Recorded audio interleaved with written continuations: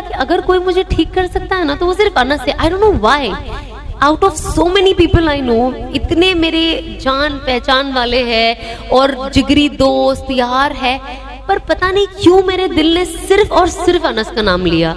जबकि you know हमारा तभी ऐसा कुछ था भी नहीं कि हमें शादी करनी है या निकाह का कुछ था, बट आई थिंक ये मुकद्दर था कि हमें एक साथ जुड़ना था और अल्लाह को हमें जुड़ाना था और जिंदगी बदलनी थी। तब मैं उनको बस, I still remember, I think it was 1 और 2 of Feb, मैंने उनको फोन किया और मैं बहुत रोई। मैं इतना रोई कि मुझे पता ही नहीं मैंने उनसे वो पहले दिन बात क्या की। And I just told him I am not well and मुझे कोई डॉक्टर के पास जाना नहीं है, यू नो, क्योंकि आप डिप्रेशन के लिए जाते हो, लोग आपको दिमागी मरीज बना देते हैं। इंडिया में तो थोड़ा मसला है, अगर आपको थोड़ा सा डिप्रेशन हो जाता है आप डॉक्टर के पास जाओ तो आपको दिमागी प्रॉब्लम है, ये बहुत बातें चलने लग जाती है। तो मैं खुद भी डर गई। तो I was like, you know, मुझे नहीं जाना है, मैं थोड़ा यू नो आराम से लेती हूँ। वही वक्त था जब मैं ऑफ कोर्स ये भी मैंने बहुत खुल के कहा, इसलिए मैं अभी कहती हूँ कि I was on sleeping pills. मैं रोज नींद की गोली खाती थी सोने के लिए और मैं मुश्किल से 2 घंटा भी नहीं सो पाती थी। जो गोली आपको 8 घंटा सुलाती है, मेरे लिए 2 घंटा सोना भी बहुत मुश्किल था। और वो 2 घंटा भी मैं इतना घबरा जाती थी और मुझे लगता था बस मुझे उठना है। तो 2019 में जब रमजान आया, यू नो, उस वक्त ऐसा हुआ कि मैं रोज सोती थी और मैं घबरा कर उठ जाती थी और मैं मुस्तकिल 10-15 दिन आई थिंक एक ही सपना देखती थी, एक ही चीज, और वो ये होता था कि मैं कब्र में हूं और बहुत आग का अंगारा निकल रहा है और मैं मदद के लिए पुकार रही हूँ किसी को। तो मैं बहुत डर गई। ऑब्वियसली जाहिर सी बात है, कोई भी डर जाएगा अगर वो एक ही सपना रेगुलरली देखता जाएगा। फिर वो रुक गया कुछ टाइम और ऑब्वियसली रमजान में आपका कॉन्शियस थोड़ा ज्यादा ही यू नो अलर्ट रहता है। तो मैं बहुत एक अलग ही जोन में थी। उसके बाद जब जैसे रमजान खत्म हुआ फिर कुछ वक्त आया, मैं फिर यही चीज देख रही हूँ कि मैं कब्र में हूँ और आग जल रही है और मैं रो रही हूँ और मैं मदद के लिए पुकार रही हूँ और मुझे सामने कोई दिखाई नहीं दे रहा है। आप यकीन नहीं मानोगे, ये बहुत मुझे इसलिए कहने भी बहुत अजीब लगता है कुछ चीजें शेयर करने, बिकॉज यू नो कभी कभी कुछ अल्लाह की तरफ से गैप का निजाम होता है जब आपकी लाइफ में कुछ चेंज होना होता है। आई स्टिल रिमेम्बर मैं 2019 में एक शूटिंग करने के लिए जॉर्डन गई थी और मैं बहुत थक गई थी तो मैं स्पा चले गई थी। और जब मैं स्पा गई और जब यू नो आप रिलैक्सिंग टिश्यू मसल लेते हो, मैं अब कोई मसाज करने जाएगा तो इंसान रिलैक्स करता है ना कि यार मेरी थकान कम हो जाए, मेरा टिश्यूज ठीक हो जाए। मैं उस वक्त भी अपने कब्र के बारे में ही सोच रही हूँ। पता नहीं मेरे सर पे क्या जुनून चल गया था कि मेरा दिमाग उससे ज्यादा कुछ सोच ही नहीं पाता था। मैं घूम फिर के सिर्फ कब्र पे आ जाती थी, घूम फिर के सिर्फ कब्र पे आ जाती थी। और जब मैं उस बेड पे लेटी थी और वो लड़की मेरे बॉडी पे फेस यू नो एक रैप लगा रही थी जिससे बॉडी के डिजीज भी अच्छे होते हैं, जब उसने मुझे जैसे प्लास्टिक में रैप किया ना, मुझे ऐसा लगा कि मैं मर गई यू नो। और उसके पहले मेरा ऑलरेडी डिप्रेशन का फेज चालू था, लेकिन मैंने पब्लिकली फरवरी में मैंने बहुत ओपनली लोगों से डिस्कस किया। लेकिन 2019 में जब ये मेरा फेस चल रहा था तो मैं किसी को बोल नहीं पाती थी। तो आई स्टिल रिमेम्बर, मैंने अनस के बाद में सब वीडियोस दिखाए थे। 2019 में मैं जब शूट करने जाती थी तो मैं रूम में अकेले क्योंकि मेरे पास बात करने के लिए कोई नहीं था, मैं अकेले वीडियो बनाती थी। मैं खुद से बात करती थी और मैं खुद ही रोती थी और मैं खुद से ही बात करती थी और मैं खुद को ही तसल्ली देती थी। मतलब आज मैं थैंक गॉड मैंने सब डिलीट कर दिया, क्योंकि जब मैं देखती हूँ ना तो मुझे डर लगता था वो बाद में कि अगर मैंने इसे दूसरा स्टेप नहीं लिया होता तो मैं पागल हो गई होती। अब इमेजिन आप अपने रूम में हो, आप खुद से ही बात कर रहे हो और रिकॉर्ड भी कर रहे हो और आप रो भी रहे हो और फिर आप खुद को ही तसल्ली दे रहे हो। तो मुझे डेफिनेटली लगा कि कुछ तो सही नहीं है। एंड आई स्टिल रिमेम्बर जब मैं मसाज ले रही थी, मैं अल्लाह से दुआ कर रही थी कि अल्लाह मतलब मेरी जिंदगी का कोई मकसद ही नहीं है, कोई वैल्यू ही नहीं है, मैं क्यों जिंदा हूँ और मैं जो कर रही हूँ मैं उससे भी खुश नहीं हूँ और उससे आई थिंक मेरे घर वाले भी कहीं ना कहीं खुश नहीं है, बट वो फ्लो में चल रहे हैं। तो आई डोंट नो मैं क्या करूं, और मैं चेंज ला नहीं पा रही हूँ, पर मुझे लाना है। एंड आई थिंक मुझे कोई सपोर्ट चाहिए। एंड अब यकीन नहीं मानोगे, जैसे मैं वो मसाज से उठी ना, मैं बस 2 कदम चली, मैं बेहोश होकर गिर गई। और जब मैं गिरी ना वहां पे, because it was a Muslim country, तो वो कुछ 2-4 वहां के जो वेटर्स थे, रेस्टोरेंट था बाहर, वो लोग आए और अल्हम्दुलिल्लाह लोग कुछ दुआ पढ़ने लग गए, कुरान की आयतें पढ़ने लग गए। एंड उस टाइम मेरे दिमाग में भी ये चीज आ रही कि अल्लाह, मतलब आपने मेरी दुआ बहुत ज्यादा जल्दी सुन ली है। मतलब आई नो मैंने आपसे मांगा है, बट मुझे अभी नहीं मरना है, मुझे एटलीस्ट मेरे घर चले जाने दो, एटलीस्ट मैं अपने माँ बाप के साथ रहूँ। ये होता ना दिमाग में ख्याल, I am sure, I don't know, पर आता है कि you don't want to lose your life in an alien place. आप चाहते हो आपके घर वाले हो। एंड मैं वापस आई एंड आई वाज लाइक कुछ तो अब इसके बारे में करना पड़ेगा, बिकॉज इंस्टाग्राम में मैं चीजें वीडियो बनाती हूँ, पोस्ट करती हूँ, पर अंदर ही अंदर लगता है कि यार ये मैं नहीं हूँ। लेकिन जो लोग मुझे देख रहे हैं वो समझ रहे ये मैं हूँ, लेकिन असल में तो ये मैं हुई नहीं, क्योंकि मैं एक एक्टर हूँ, मैं ये कर रही हूँ। बट मेरे अंदर अल्हम्दुलिल्लाह अल्लाह ने वो अवेयरनेस क्रिएट कर दी है कि मैं जो कर रही हूँ वो गलत है। एंड आई थिंक ये उन चीजों की शुरुआत थी कि सबसे पहले कहते हैं ना, आप अगर कोई चीज से तौबा करना चाहते हैं तो सबसे पहले कि आप वो गुनाह समझे। अगर आप गुनाह को गुनाह ही नहीं समझ रहे तो आप तौबा किस लिए कर रहे हो। तो सबसे पहले मैंने ये चीज सीखा कि आप ये एक्सेप्ट करें कि ये गलत है, और अगर दुनिया के तमाम लोग भी मिलके गलत को सही कहेंगे तो वो सही नहीं होगा। कुछ साल पहले ये मेरा कॉन्फिडेंस पता है कहाँ से टूटा? I don't know if youngsters can relate to me. जब जो मैं काम करती थी तो मेरे एक मुस्लिम फ्रेंड थे, और ऑफ कोर्स नॉन मुस्लिम, सभी मिक्स फ्रेंड ग्रुप होता है। तो मैंने कहा अब मैं इनको तो डिस्कस नहीं कर पाऊंगी, तो मैंने मेरे एक मुस्लिम जो दोस्त है, मेरा भाई जैसा है वो, तो मैंने उनको बोला कि यार जो भी है, जो मैं कर रही हूँ ना, भले सक्सेस नाम हो रहा है जो भी, पर मैंने कहा यार ये हराम की कमाई है, मुझे नहीं पता कि मैं इससे बाहर कैसे हूँ, मेरी हराम की कमाई को मैं हलाल कैसे करूँ।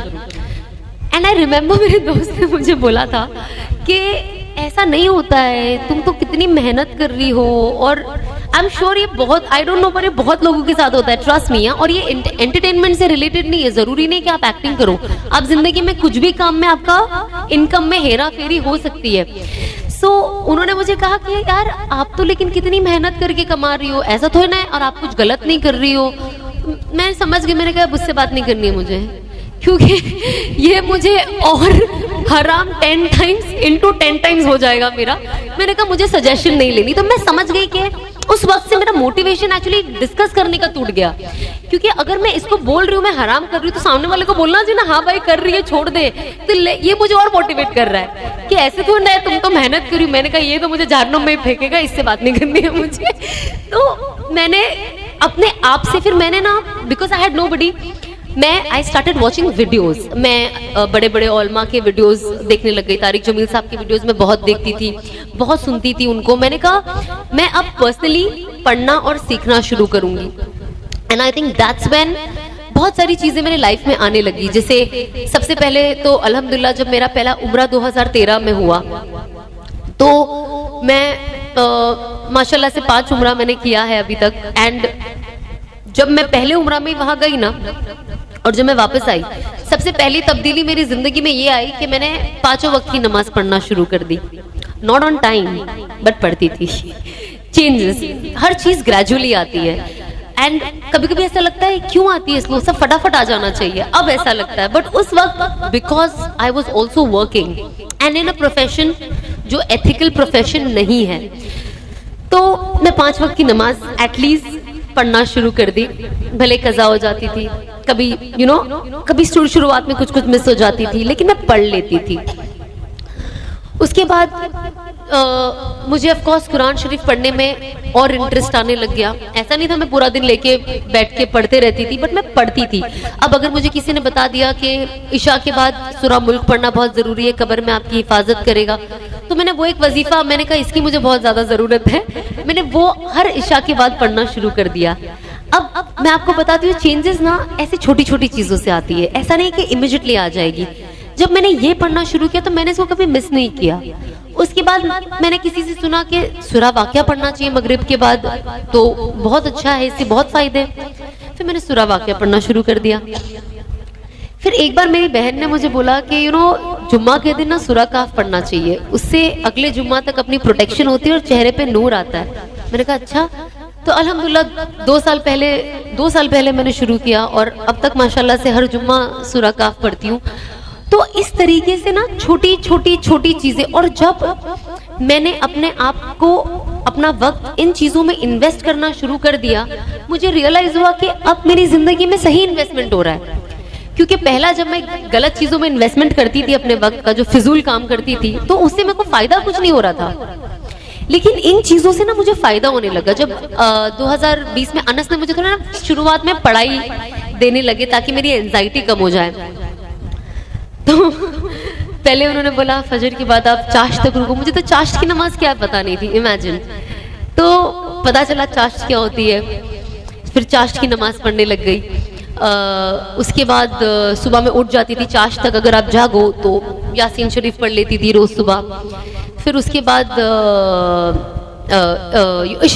इशराक पढ़ती थी मैं फजर में। उसके बाद चाश्त पढ़ती थी मैं उठकर। बोले रोजी के लिए, रोजी तो सब कुछ ही होती है ना। आज आप रोजी का वजीफा डालो, देखो आप कितने लोग पढ़ते हैं। अगर आप काउंट कर सकते होगे तो अगर 200 का मजमा होगा, और अगर काउंटर में काउंट कर सकूं तो हर कोई पढ़ लेगा, बिकॉज रोजी किसको नहीं चाहिए। तो ये एक चीज है कि ये सबकी जरूरियाती चीजें, नेसेसरी भी है, लग्जरी भी है, लेकिन अगेन तरीका, हम इस रोजी को कमाने का हमें कौन सा जरिया चाहिए, ये बहुत जरूरी है। लोग जैसे देखते रोजी का दुआ, रोजी का वजीफा, फटाफट पढ़ना शुरू, लेकिन जब वो रोजी आपके पास आती है फिर आप ये नहीं देखते कि कौन से जरिए से आ रही है। And I think that is where हमारी बरकतें, हम कहते हैं ना बरकत नहीं है, यहाँ ही बरकतें खत्म होती है। तो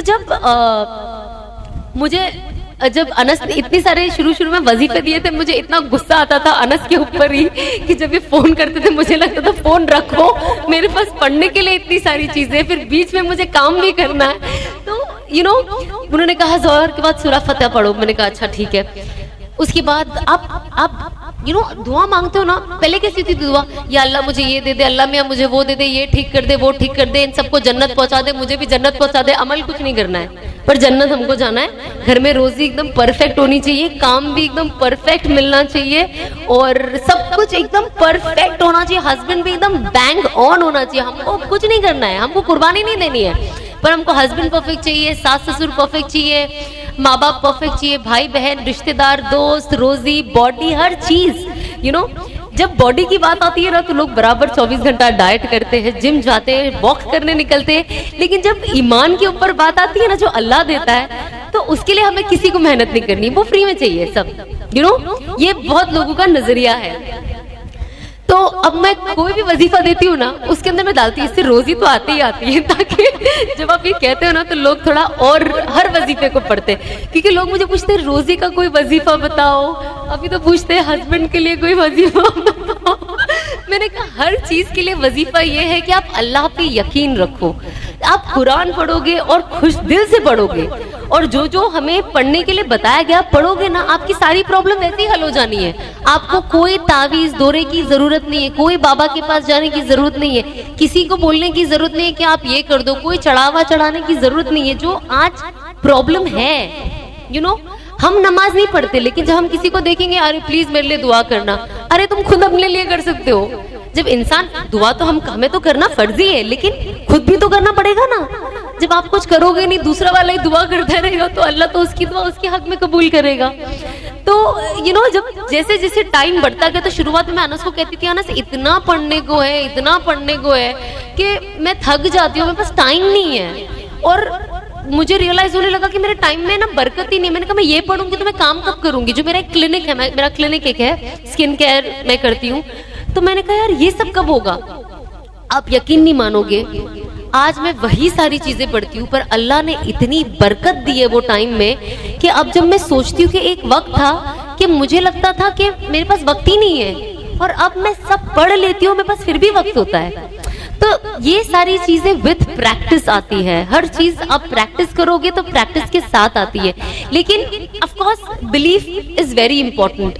जैसे कि मैं हमेशा जब मेरे आसपास के लोग होते हैं, जब मुझसे इन सारी चीज़ों के बारे में पूछते हैं, मैंने कहा मैं यही कहती हूँ कि आपका यकीन होना बहुत ज़रूरी है। लोग क्या करते हैं ना आज की तारीख में, ये मेरा सब भी मसला था कि हम अल्लाह पे यकीन रखते हैं, हम कुरान पे यकीन रखते हैं, पर हमारा दिल ना 100% यकीन नहीं करता है। आज हम बोलते हैं ना अल्लाह बेहतर करेगा, लेकिन हम वो ना 50% बोलते हैं, 100% दिल से नहीं बोलते कि अल्लाह बेहतर करेगा। हम 50% ना मखलूक के ऊपर छोड़ देते हैं कि नहीं यार अल्लाह बेहतर करेगा यार, लेकिन पर मैं ये इंसान पे कितना डिपेंडेंट हूँ। तो ये चीज ना मेरे अंदर भी बहुत पहले थी कि मुझे ऐसा लगता था कि मेरा तवक्कुल ना अल्लाह से ज्यादा मखलूकों में हो गया है कि अल्लाह से 10 मिनट में मांग लेती हूँ, लेकिन सामने वाले मखलूक को तो 1 घंटा पटाती हूँ मैं, ये कर दे भाई, वो कर दे, प्लीज प्लीज मेरा ये काम हो जाए। उसके लिए 4 दिन पहले फील्डिंग करती हूँ कि 4 दिन पहले से मैं माइंड सेट और माइंड बनाना रेडी करूंगी तो शायद ये इंसान मुझे काम दे दे या मेरा काम हो जाए। एंड आई रियलाइज कि अगर आप सेम चीज अल्लाह के साथ यूज करो तो आपको तो डबल बेनिफिट होगा ना, क्योंकि अगर अल्लाह राजी तो आपको दुनिया में हर चीज मिल जानी है, साथ ही साथ आपकी आखिरत बन जानी है। और कहते हैं ना जिसका रिश्ता अल्लाह के साथ अच्छा हो, अल्लाह उसका रिश्ता मखलूक के साथ अच्छा कर देता है। मतलब आज जब मैं आप लोगों को देखती हूँ, आज आप लोगों के अंदर ना मुझे दिली मोहब्बत दिखती है मेरे लिए, जो मुझे पहले लोगों में नहीं दिखती थी। मुझे लगता था सब मतलब ही है, मेरे अंदर भी वो फीलिंग थी, मुझे लगता है सब मतलब के लिए आए, कोई किसी को कोई लेना देना नहीं है, आज आए कल अपने को पूछने भी नहीं वाले।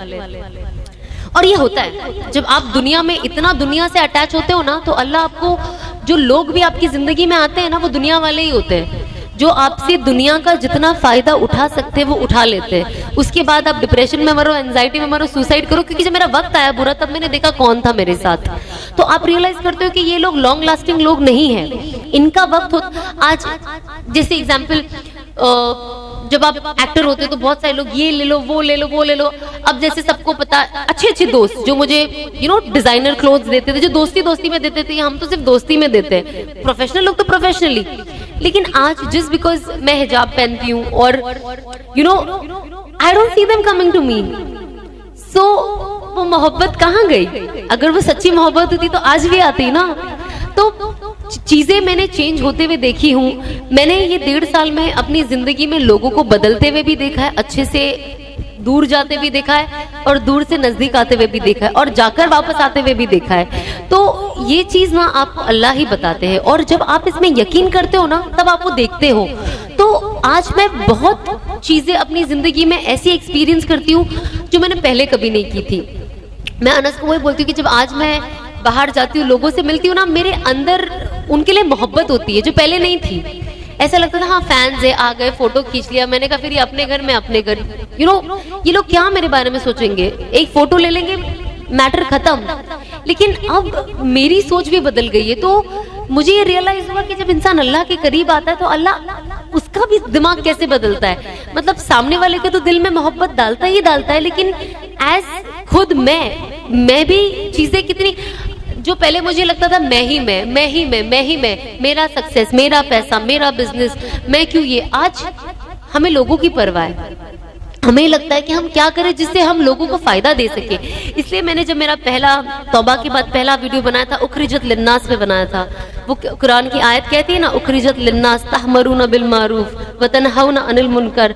उसका कहने का यही मतलब है कि हमने आपको बनाया है इंसान की बेहतरी के लिए, और आप जाके लोगों को बताएं कि अल्लाह क्या पसंद करता है, और जाके ये भी बताएं कि अल्लाह क्या नापसंद करता है। और जब आप हुजूर पाक सल्लल्लाहु अलैहि वसल्लम की रास्ते को फॉलो करोगे, उनकी लाइफस्टाइल को फॉलो करोगे, उसमें आपकी 100% कामयाबी है। कुरान कहता है ना कि अगर आप प्रॉपर शरीयत और नबी पाक की सुन्नतों को फॉलो करोगे, उसमें आपकी 100% कामयाबी है, और गैरों की कॉपी में 100% नाकाम।